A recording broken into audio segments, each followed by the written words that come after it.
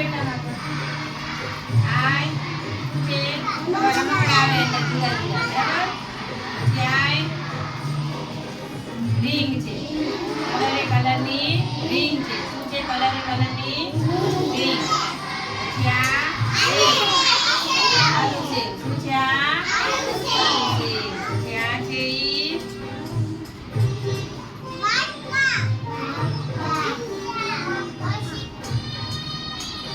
શું છે આ બરાબર આ બધી વસ્તુ તળેલી હોય કેવી હોય અહીંયા ધ્યાન આ બધી વસ્તુ કેવી હોય તળેલી તો તળેલી વસ્તુ ખવાય નહીં બરાબર આ વસ્તુ ખાવાની નહીં આ ગમે એવા તેલમાં તળેલું હોય પછી ગમે જુદા જુદા જો આમાં કલર આવે છે તો એ જુદા જુદા કલર હોય ગમે એવા કલર વાપરેલા હોય એટલે આવી વસ્તુ આપણે ખાવાની નહીં આવી વસ્તુ ખાઈએ એટલે આપણા પેટમાં જાય પછી પેટમાં આપણને દુખે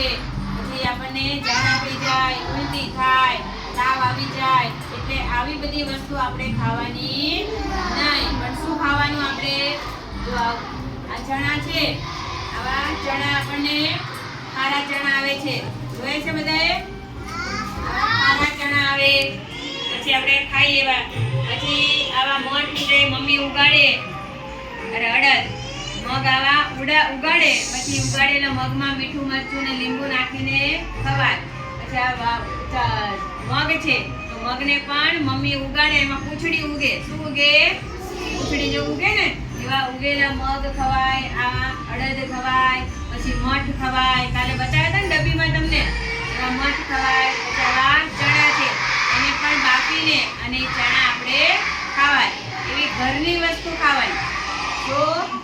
ઘરની વસ્તુ ખાવાની બહારની વસ્તુ ખાવાની